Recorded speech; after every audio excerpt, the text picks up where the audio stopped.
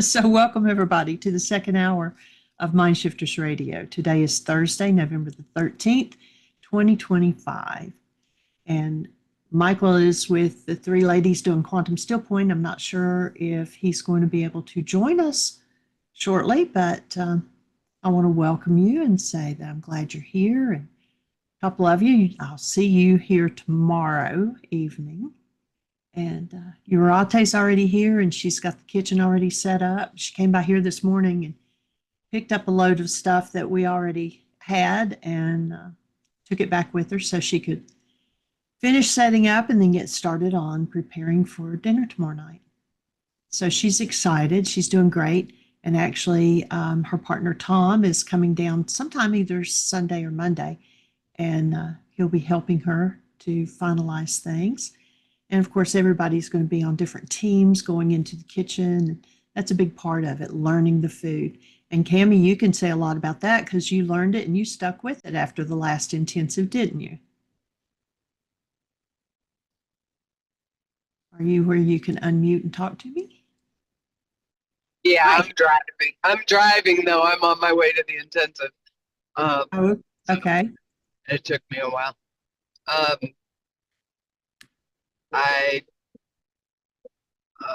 Urate is awesome. The food is awesome. My vitality is obviously increased. I have maybe 3 times eaten something that was not on the diet, like just for a special treat. Right. And then it's like, why did I do that? Because I can feel the difference.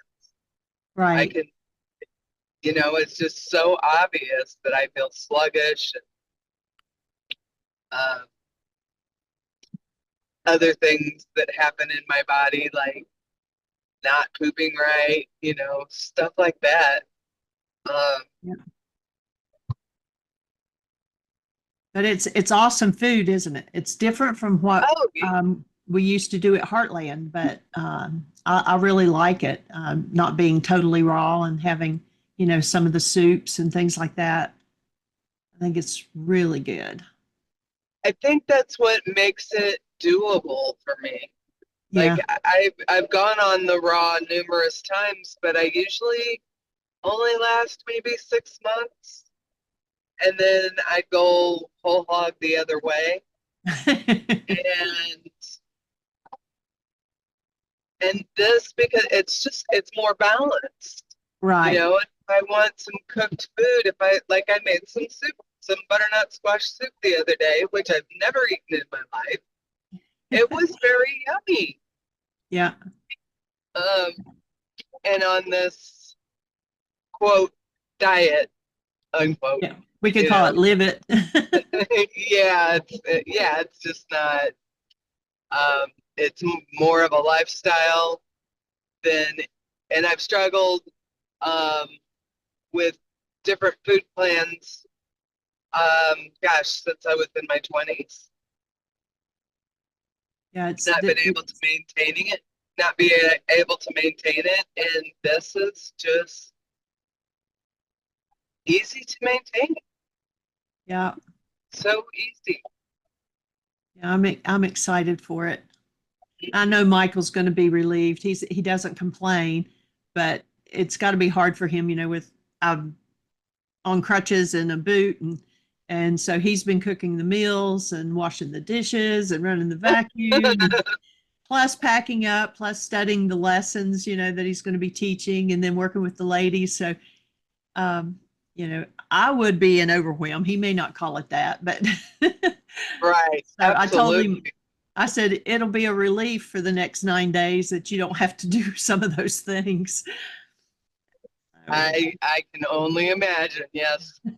Me and Matt, we both cook, usually we cook together, or we, one of us takes care of it and then the other one will the next time or whatever. So yeah, having that all on one person,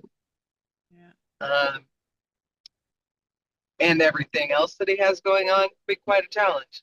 Yeah, for sure. He's handling it well. And it takes a little while with the diet, I found, just to adjust to where that you can make it more efficient. Like, knowing how long stuff that you're making is going to last, how many meals is this going to make, um, making it quicker because it becomes like making roast beef and mashed potatoes, that Right. just been in your brain for a long time, and you just do it almost without even thinking. Right. That I think that it was more the point I'm trying to make is it was more time consuming when I first started it because I wasn't used to cooking that way. Right. Right. Yep, but yep, it's awesome. I'm excited for it. Thank you for giving us that input on that and look forward to seeing you tomorrow evening. Yes, ma'am. Looking So, forward to seeing you too. thanks. So Susan Fluick, I see you're on. Is Michael still tied up in a session with one of the other ladies? Yeah, we're sitting outside. I'm sitting outside. I'm assuming he's still in there. Just Andrew's having a nap on the grass. I'm just enjoying. I'm enjoying the sun. Just yeah. So he went. Went into session with Anita first. So if he's not out yet, they must still be in session. Well, it is definitely cool out there to be laying on the grass when it's about, Beautiful. Actually, both of us are saying, "Oh my God, it's a gorgeous day here." It's like yeah. this is I think Canadian talking, mind you, right? We're like, oh, I got my just I almost have my bathing suit on. So feeling Well, so this lush is out. probably about what it's going to be like for the next, it looks like until Tuesday, and then it's going to rain. So it looks like Okay, otherwise it's going to stay up. Yeah. Well, excellent. there he is. Hello, Mr. Michael. I was just asking Miss Susan if you were still in a session. Well, we just finished. Awesome. So we're here. I think the other ladies went out for a walk and We're sitting outside in the back. We're sitting outside, oh, cool. just Nice. hanging out, enjoying They the said sun. this was like Canadian summer. It's, well, Canadian fall. I'd say fall. Canadian Fall. fall for sure. Okay. Summer, yeah. Summer, yeah. It's So I beautiful said it's though. supposed to be like this until about Tuesday, I think, and then it rains. But so it should be Gorgeous pretty day. nice. There's a labyrinth behind the Jubilee House, and so if it's real pretty and everything, everybody can get out and walk that, and so it's really nice. We were just had Cammie pop in, and we were talking about the food and urate and all that. But now that you are with us and Miss Susan Bingham's with us, we had a question. Well, cool. Well, I know Susan had a question yesterday, and then you shared a text that you sent. Maybe you want to share that text with us? Okay, well, yeah, let me pull it up here. She's editing my book, and she's gotten to the part where we're talking about the power person. And so there it is. So I told her that we had talked about it. The question was, like the child comes in as being, and usually around the age of 3 or 4, they forget who they are and they need to be approved of. And that is usually in reflection with their power person. And I told her that we had talked about it and that the person, usually a parent, becomes our power person. Whatever behavior they do when they're not functioning out of love is when we take on that behavior. It doesn't mean they never function as love or lovingly. And so, does this mean that if the household is peaceful, then the child would function as his or her natural state, not having to think about doing whatever it is to get along? It's a very subtle point. It sounds like the child is always doing whatever it is to get along. I think after a certain point in life, they are, no matter out of which state the parent is functioning, even if they're loving, almost as if the child was adapted right from the start because some slightly unsafe environment was intuited from the start.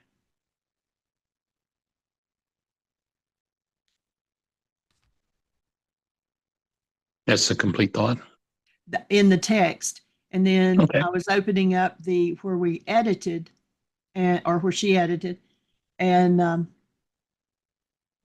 kind of said the same thing, that the parent is always the power person, because we are compliant even at a peaceful level. Yeah, well, the key as to what level of behavior, remember there are 3 levels of behavior involved from having the power person dynamic installed in the mind. The power person dynamic is installed in the mind when 3 different things occur. And so let's start and lay that foundation. And it, again, is usually apparent with the child. That's the most common example, but not always. It can be a totally adult situation where these 3 things occur. And the 3 things that cause this power person dynamic to be installed in the mind are: 1, the power person has more power over the child than the child has. But that's always 2, true. I know I'm interrupting, but you're right on it.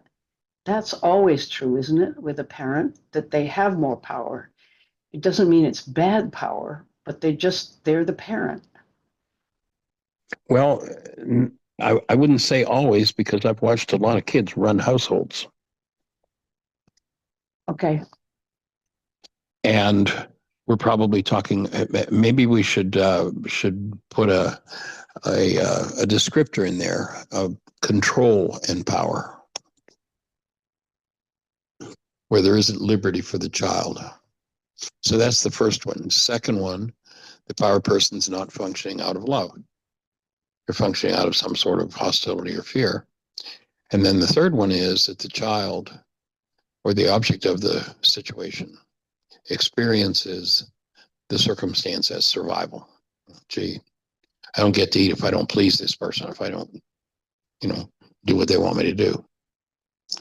So what happens at that moment is that the child's energy field opens like a sponge, and every energy that's going on in the environment, the good, the bad, and the ugly, and it all has to be his energy. It doesn't have to be spoken words. So, a parent in rage may have a smile on their face, but in that state, the child is so sensitive to energy, they're going to take on that energy of rage. So they just suck all of the energy in with no filters. Once that's installed, then for the rest of that person's life, until it's forgiven,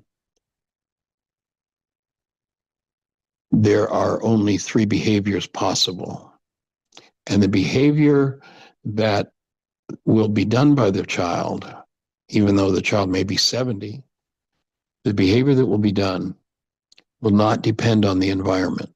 When you'd said, well, if it's peaceful, then no, it doesn't depend on that's irrelevant. The key is, what's the level of stress in the mind of the child? And when you recognize that stress is created by goals, 2 children were brought up in a similar environment. One child isn't impacted by this at all, and the other child, their whole life is run by it. Why? Because of this particular goals that the child had. So in the future, the level of behavior, when there's little or no stress, person's going to do what they did to get along with their power person. That would be what most people would call their normal personality. Every one of us has multiple personalities, but that would be the normal personality. When stress starts to build, and stress is not caused by the environment, stress is not caused by the conditions in the environment. If dad was angry, dad standing there being angry might be what triggers the goal of the child to be safe. And that would increase the child's stress and move them to the next level of behavior. It wouldn't be the anger of the parent, or the behavior of the parent, or the safety of the space of the parent with the parent, or, whether the household is peaceful or not. The child can be in that. Now, it tends to be related to the environment, but it's not caused by the environment, would be my offering. It's caused by the level of stress in the mind of the individual. And so when stress starts to build, people will shift into doing what they did to resist and survive with their power person. And then when they become ultra stressed, they'll do what their power person did to them that they detested and hated the most. And in the developmental phase, I can't tell you how many times I've heard it, and I heard it just this morning. Virtually everybody who had a power person that there was some measure of brutality in them said, and I'm never going to be like that. And when the stress is up and the chips are down, they're the very behaviors that are selected by the automatic decision system. And my best understanding of that is the reason that one defaults to that behavior is they're in an ultra stressed place, which means their goals are not working. They're not producing the results they want. So their stress level is high and they have no idea as to what to do with this. So they default and turn back to the unconscious when this type of circumstance happened to me, what did the winner of the situation do to win? And of course, it was the power person won over me. They did this. Okay, then that's what I'll take advice. That was my God. And my God did this in order to win. And now I'm in that situation and I need to win. And so I'm going to do that. Does that make sense with your question and you're refining that, Susan? Yeah, I guess there is no such thing after a child becomes at the point where they're realizing or they're feeling how they interact with a parent that they are already adapted. They are no longer in the newborn phase, for instance, where they're just pure joy. And in my family's case, I remember my mother saying, I always loved little babies. Well, weren't we lucky that that was the case? But we were safe and we weren't adapting to anything. We were just being ourselves. But as soon as we were up on our pins, and she said, it's the little guys who get up on their feet. They drove me nuts. They violated the goals she had for them. Yeah. When they violated the goals she had for them to be controllable, to be easy to get along with, to, whatever those goals were, then those goals drove her stress level up. And she went back and looked in her unconscious and when the stress was up and the chips are down, what did my power person do? Oh, they beat me? Okay. Yeah. And that becomes the default behavior till our person dynamic is uprooted and changed. Or, you've heard me share this story before. We were in Florida, South Florida, in Fort Lauderdale, and there's a fellow down there who's been an AA facilitator for decades. He's been sober for 30 years, and he had invited us to come and present to his group. And I presented this whole power person dynamic, and afterward he came up and he was in a little bit of a snarky place, like, "Well, that's just not true, Michael. That's not the way it works." I said, "Well, tell me what is not true about it?" And he said, "Well, when I was a kid, my father mercilessly beat me every day." He said, "Every day I got a beating, and I'm a son, and I've never laid a hand on my son." And I acknowledged him for having the fortitude to not do that. But I said, "And how much time do you still spend trying to control your fists?" Right. And I mean, he went from this kind of snarky place to, I literally could have knocked him. I can still see him, like his whole demeanor. I could have knocked him over with a feather because it was like, oh shit, yeah, pardon my French. I just, yeah, I still have to keep from lashing out and hitting. The power person dynamic was there. He had the fortitude to refrain from doing the behavior, but he was still, I mean, 3 decades sober, and he was still fighting with it internally, because without forgiveness, without the ability to collapse into one's own unconscious dynamics and remove them, they run the show.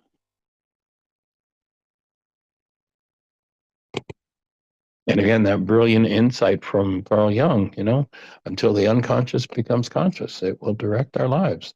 Yeshua, take care of the heart, for out of it are the issues in life. It's what's going on in the inside, and the level of stress, not the circumstances of the environment, determine which behavior is going to be played out automatically. Automatic decision system just kicks it out under different levels of stress. And even if he refrained from hitting, energetically, the child probably still got the energy of it. Good chance. Good chance. I'm going to mute myself because my cat has brought a bird in. Oh my goodness. I have to tend to the bird. Tim Bingham is standing on the arms of a chair trying to figure out exactly where the bird is.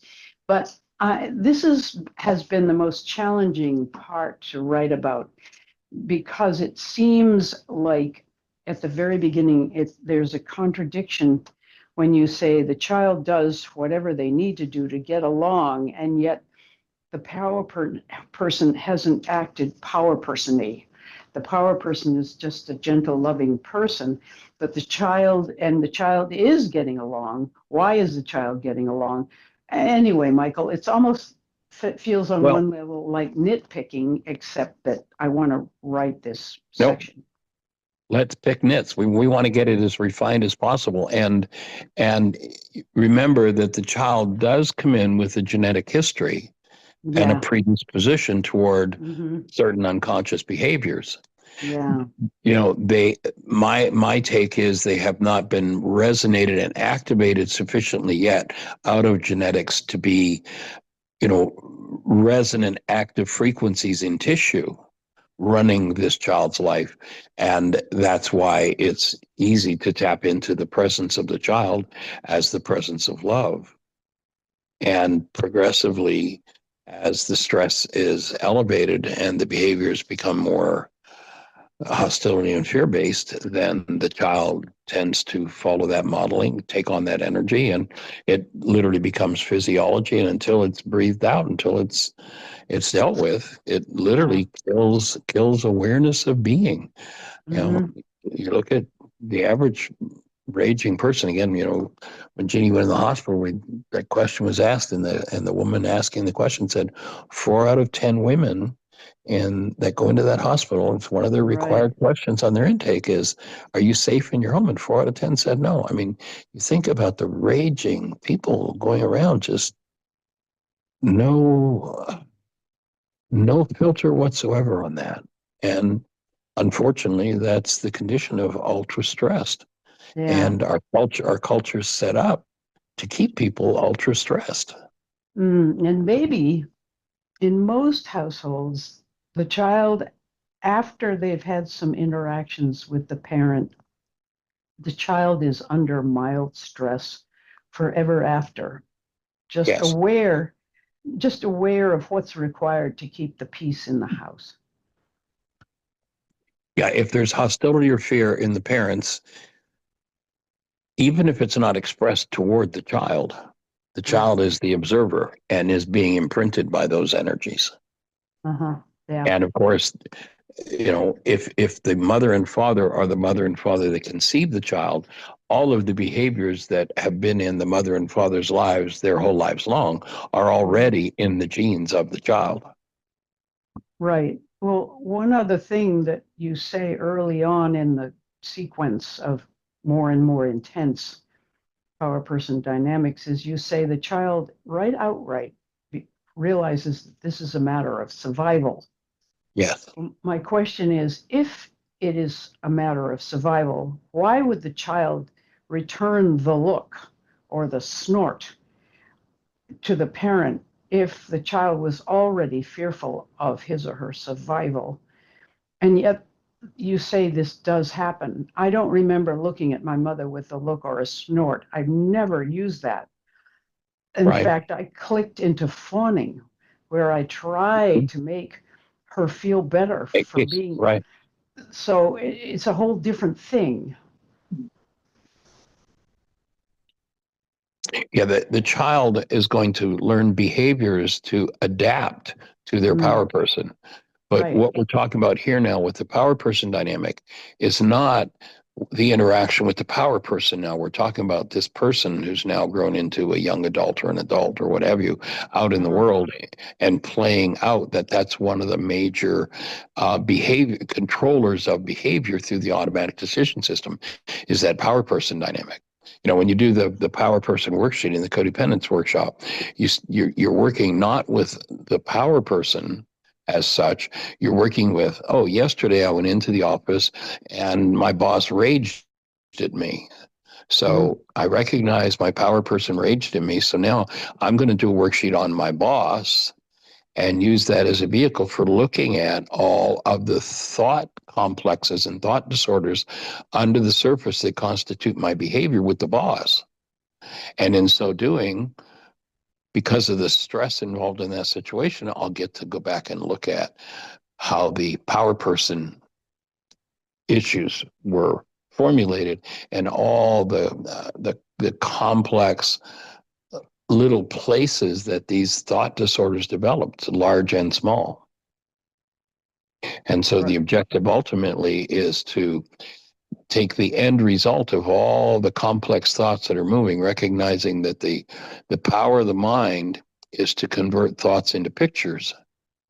And so if I'm dealing with pictures that have a concomitant pain, then I want to look at what's the goal that's driving my mind to use this data, this pained content, to produce this pained perceptual structure. And then when I cancel the goal, which is the driver for perception, then that construct in my mind that I think is really out there, the boss, and look what they're doing to me, when I'm able to collapse that, I get to go back and go, oh, this is just a replicate of my power person dynamic. And so as I delve in to through the vehicle of what happened with the boss today to the power person dynamic, that's when I get to dissolve it and remove it from tissue, remove it from genes, remove it, I mean, literally forgive it from the family system. I get it. I think what I'm fussing with is something much more technical in Jeannie's way of putting this. I might just take out suggested, I mean, maybe Jeannie made faces at her mother, daring to bypass her own fear of her survival, and gave her mother the look. That isn't a universal response. That's what Jeannie did. And maybe I could use it as an example of what Jeannie did, but I didn't do it It's though not to a- her face where she could see it. oh, an I would essential part of walk, this. turn around and walk But- away from her and make a face, or something like that. Oh, I get it. Okay, Jeannie, that's it. You've answered the question. Okay, that But was not clear. Yeah. Let's look at another dynamic though. How many times have we watched, maybe we saw it or we heard about the kid who's just got his driver's license and the cop stopped him and he's just giving that cop all the guff that his power person gave him when all he had to do is say, yes, officer, thank you, officer, and he could have driven away. But he's driven by the stress in his mind to do what he did to resist and survive with his power person. Right. I understand that. Even though part. it's going to, I mean, any logical person could stand back and say, this is going to land you in jail, kid. All you had to do is say, thank you, sir. Yeah. And it would have been over. But, Right. that's how, that to me is an example of how common it is because, I mean. That's a good example. Yeah. Okay, well, thank you. I don't, I can mute myself and you can, because you've got this incredible still point thing going on. How did it go? Dare I ask? Should I ask? May I ask how it went with Andrea? She isn't on, so. I think Andrea is actually out walking. Oh, okay. Andrew's here. He's right here. Oh. Are you there? Susan, we're just Okay. sitting outside in the backyard. Susan was just asking a question, how your still point went for you yesterday. Yeah, you were on my mind. You were on her mind. See, there's a love right there. Oh, thank you. It was really beautiful. Very validating. Getting so much language for things that I've experienced. And that feels really illuminating for me. And then the still point itself was really good. It took me quite a while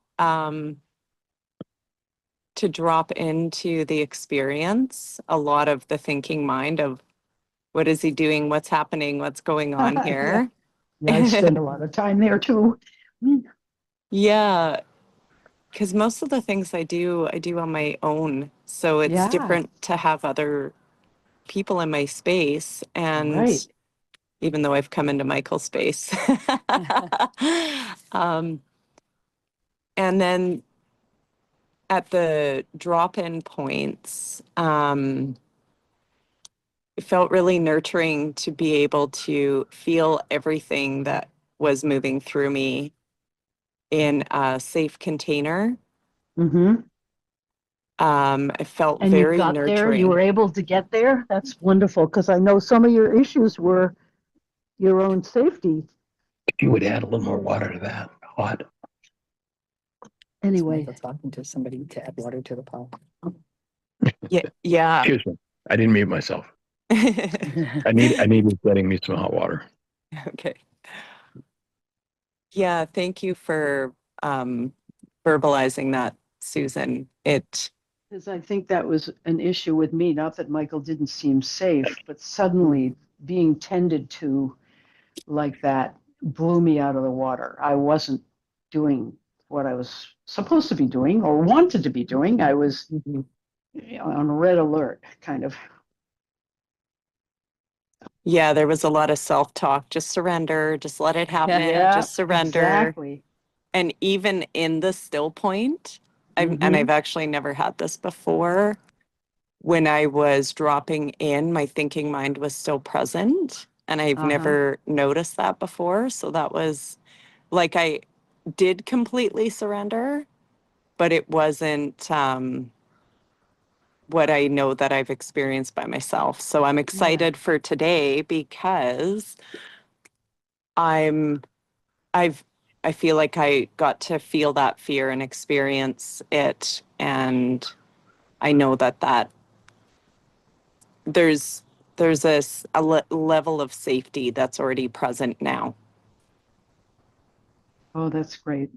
Yeah, thank you. So, Linda, you have a thought? Yes, I do. I wanted to ask you, Michael, if you've ever run across a situation where a person never got to feel that connection with the divine, that groundedness of the newborn infant ever, even in the womb. I don't know of anyone that hasn't had some experience of that, and I have worked with people who have memories of some pretty significant traumas in the womb as well. But I don't really have anything to offer in that regard.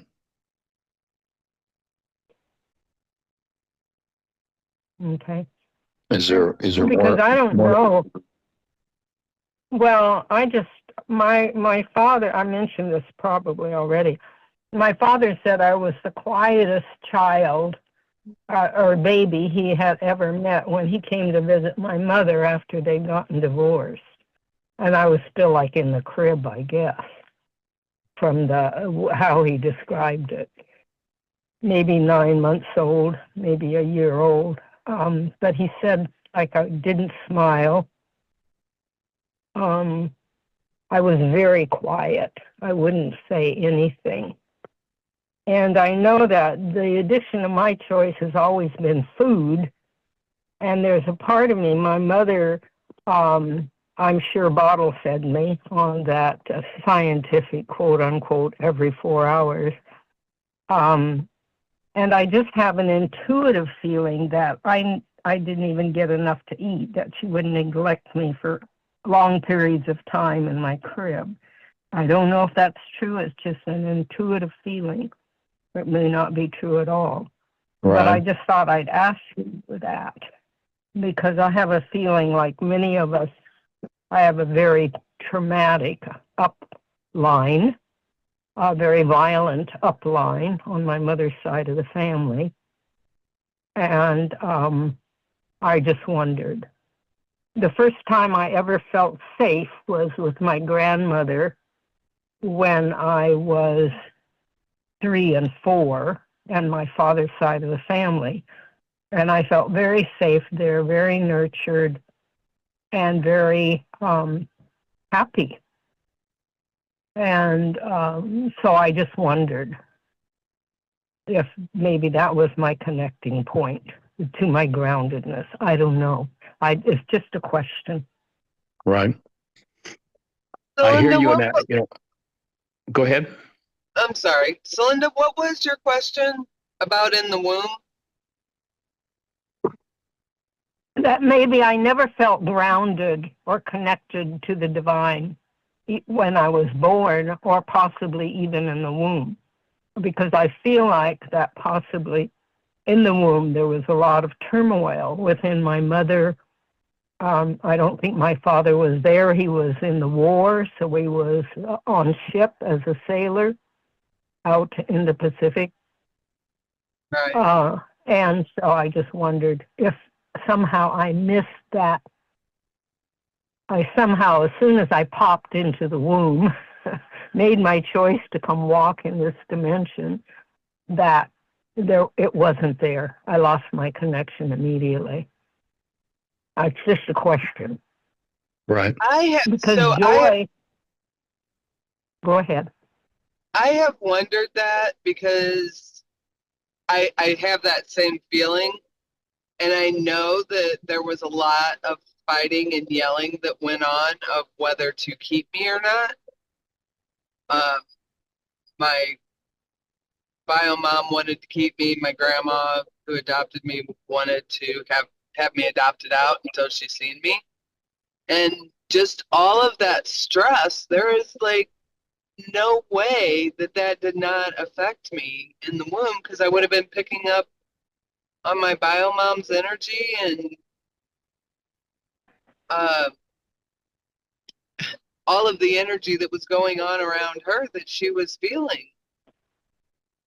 So my guess, I don't know this for sure, is I think absolutely that could be true. Let me Well, offer some thoughts here. okay. We identify ourselves as a body-mind unit. Yes, I'd agree with that. But when you recognize that that's no inherent part of you, that's an instrument, that's a vehicle of expression. And yeah, it's got all the crazies of the generations in it and such. But your being is not of that. Your being arrived in that. When you go to that creation story, you know, we were incarnated with a breath, and the breath came from and is the substance of love. And that's the substance of who we are. We are not this body. We are not this mind. We are not this picture that we have in our minds of our, you know, ego selves. That's why Yeshua said to make room for the created being, the essence of love that you are, to express in your form. There's a being in there, or a non-being self, that's got to die. It's got to be removed to make room for the true self to show up. So the true self is that experience, would be my offer. If we're looking at the body-mind unit, yeah, as I say, I've worked with people who have memories of some pretty crazy, traumatic stuff happening in the womb. So yes, is the body-mind unit got that? But the identification with the self that's based in generations and generations and generations of insanity leaves out the direct experience of who we are. And what to me, what the idea of the still point process is to incarnate as who we are, and to come back to the experience of who we are as created essence, love. So it's reclaiming the true identity. And the way that enters the form, in my experience, is through the breath. The way that is denied is by denying the breath. And it's delivered by that feminine elemental force that brings that presence of being, that presence of love, into expression in form. And yeah, forms, you know, unfortunately at this stage in the process, there's a lot of drama and trauma that pretty much instantly takes over. Does that make sense? Makes absolute sense to me. There's that. You know, and we identify so much with the mind body unit Exactly. until we don't, I guess, you know. But to me, and I don't know about you, Celinda, to me, that's the whole point of this work, is to process all of that stuff to get there, to a place where I don't identify with it so much because I'm not in pain all the time. Exactly. That's the work. Yeah. Maybe that's the growing the Christ within us. Yes. That Yeah, the that was the more term for it. I do my work, the more the full manifestation of the awakened self that I am, as it partakes in my awakening. That maybe that's the whole co-creative thing about our walking in this world of whether we're in heaven or we're in hell. Yeah, to me, living in the carbon-based memory is the very definition of hell. And living in the breath and in contact with our original being is literally where we're designed to live. So for me, the pivotal point, the fulcrum, is what is my goal. And I have been having the goal all of my life of going home. The other point of happiness I had was with my first marriage, when Michael completely accepted me. Well, when he disappeared, then I lost my daddy again. Right. So that's all very helpful. Dynamic. So I have been all of my life seeking home, which would, by definition, would have been from the carbon-based memory, was to go home to daddy's place, grandma's place. So remember the first beatitude. Remember the first beatitude is the objective is to have your home in Ruka, in the breath, in the eternal forces from the Creator, rather than the emanations from brain cells and genes of genetic and environmental memory. And that's the gift that Douglas Neal Klotz gave me as a Sufi and as a student of the Aramaic gospel. Right. And his definition of heaven was the I can. I am, in essence, I am part of the I am whole. As a hybrid creature between having spirit and animal within me, conscious spirit and unconscious spirit within me, I have decided, for whatever reason, to be here in this dimension.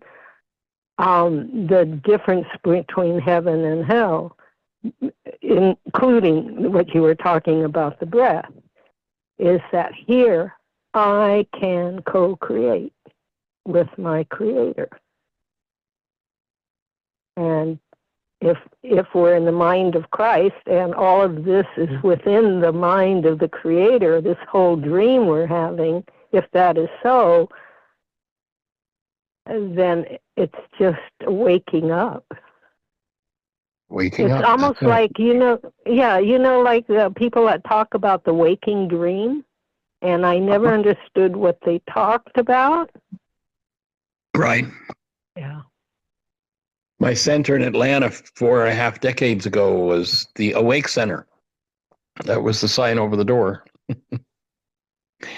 Waking up from the has-been. Look at that chapter in the book, Waking Up from the Has-Been.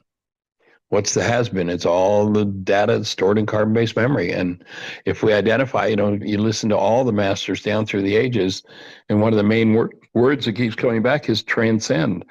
They weren't saying go up in space somewhere, they were saying put an end to the state of trance. Stop being hypnotized by what's in your genes, what's in your carbon-based memory, and wake up to the being that you are, and now introduce that through your physiology to the world. Bring that conscious essence forward into this structure, and that's going to transmute everything. And on the way there, because there's so much noise in the structure, it takes the weakening of the frequencies that are stored in brain cells, and the way they're weakened is through forgiveness.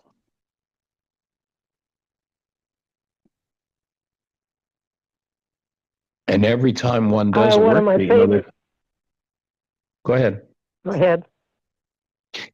One of my favorite stanzas in Paul's writing, and I'm not a real strong fan of Paul, but in whom we live and move and have our being, and I would add, in whom we breathe and live and walk and have our being, walking the way.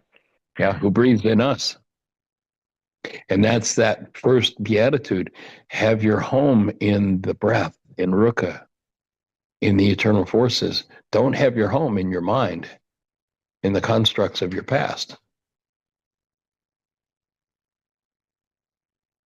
Whoa, these are really, I'm weaving a whole new garment here with all of this good threads of information and insight.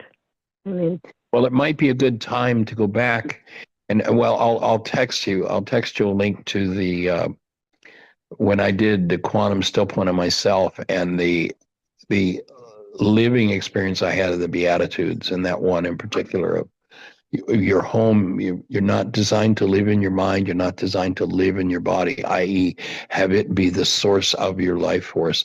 You're designed to be living in the eternal forces of the Creator, which flow through you and are literally life delivered to this piece of clay which has no life in it at all by the breath.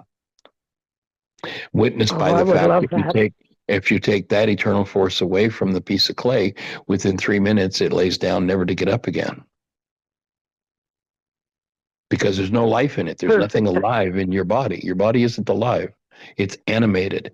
And that's why we need to start to, my take is, you need to start to pay more attention to what you live in. Do you live in that animating energy called the breath that brings life, that brings intelligence, that brings healing? Those who function holding the breath are functioning without intelligence because there is no intelligence in matter.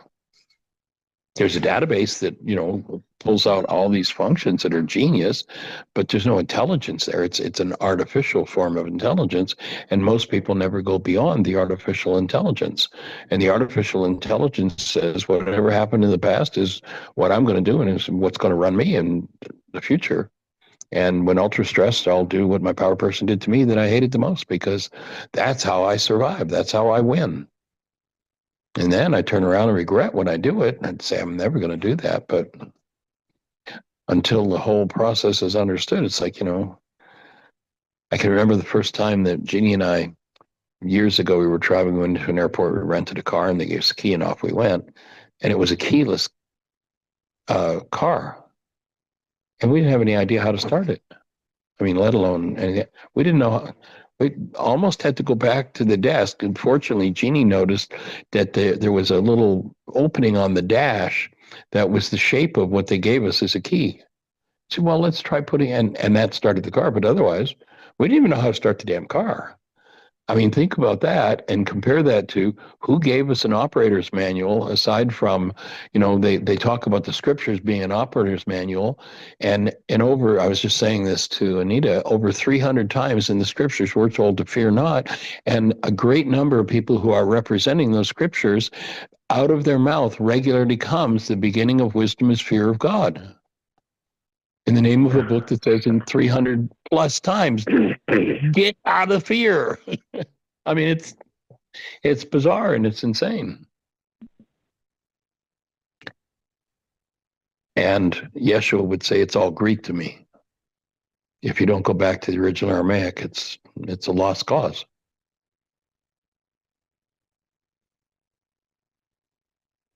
And the simple fact of when I put together that piece of the puzzle that Carl Jung so brilliantly brought forward, until the unconscious becomes conscious, it will run your life, and you will call it fate.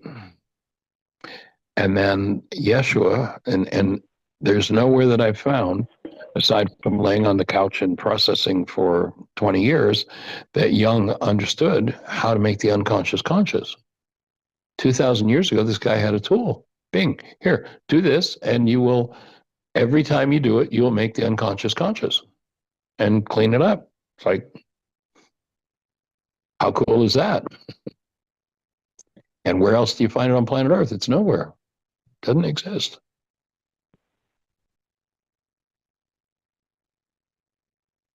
So Please breathing send with me you that and link. I choosing to really would live. like it. I will. Choosing to live in the eternal forces from the Creator. Yeah, that particular you. show, I had just done the Quantum StillPoint on myself, and I had done translations, had worked with the original Kaburis translation work to get a portrait of what the Beatitudes looked like, and I actually went through it. It was over a period of a couple of years that I did this, and taking the translator's words and bring them into the English language. And that created that poster, which if anybody wants a copy of it, you can go to our website, and the Beatitudes poster's there. You can download it free.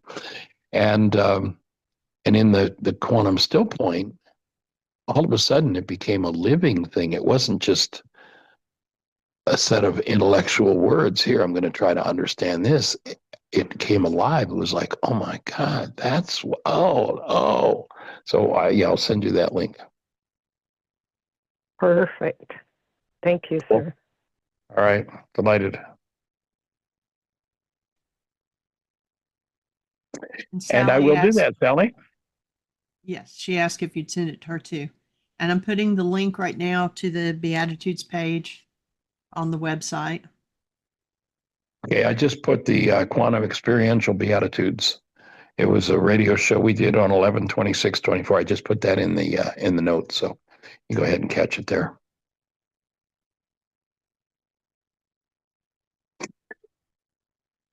So we've got 6 minutes left. Anyone else have a thought for us? Question, answer.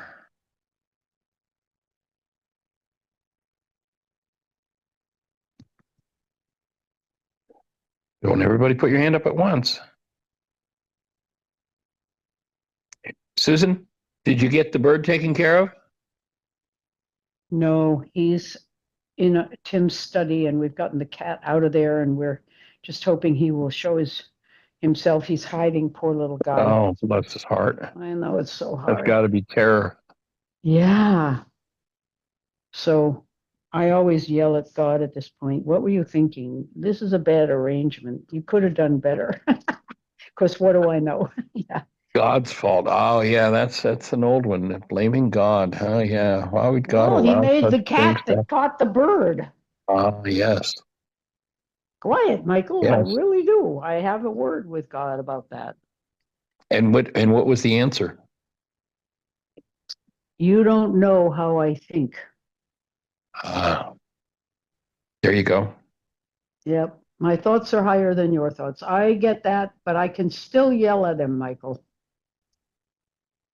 I guess. What does that do to your physiology when you yell at God? Not a good thing, but I haven't stopped doing it yet. But you figure it's a benefit that you have a right and Somehow a helps benefit you the have. bird. Yeah, you're onto something there. Somehow helps the birds while Yeah, you're well, damaging your own physiology. Okay, well, I guess that's a pretty logical thing if your power person did that. well, it's funny. I'm doing my memoirs, as you know, and Right. I realize how relieved in a way that I wouldn't let myself. You asked, how am I doing with it? And I said it was a bright sorrow to have my son move away. Actually, it's been a tremendous relief, because day by day, I'm not holding him together, which is something I took on. He wasn't asking me to do that. Right. In Yeah. fact, it probably wasn't good for him that I was doing that. And he's doing on his own, and we don't get daily reports. We do talk a few times a week, but I think he is making it his business to be well. And it's wonderful to have that weight lifted, which is something, there's worksheets there, because if he were here, would I be still doing that? I probably would be. So there's something about physical proximity that, Well, it's interesting. When I arrived at the house this morning, the conversation that the three ladies, what they were all processing was over responsibility. oh yeah, I think that's a thing that's oftentimes accepted by women and put on women's shoulders. And, maybe there's a worksheet in there somewhere. it could be, Michael. And that, it's not your job. Yeah, but yeah, I know, I agree, except it's funny about the letting go part. When do you do that? Because maybe you always were supposed to do that, but I never did. When I was probably too fussy over how my kids were doing. Who knows anyway? Well, in a lot of cases, I think that, my take is that parents are there to do for children what children can't do for themselves, and Right, to and teach it's, them how to do for themselves. yeah, And when we do for the child what the child can do for themselves, we we're create a hurting them. disability. Yep, I agree. I get Creates a it. disability. Yeah.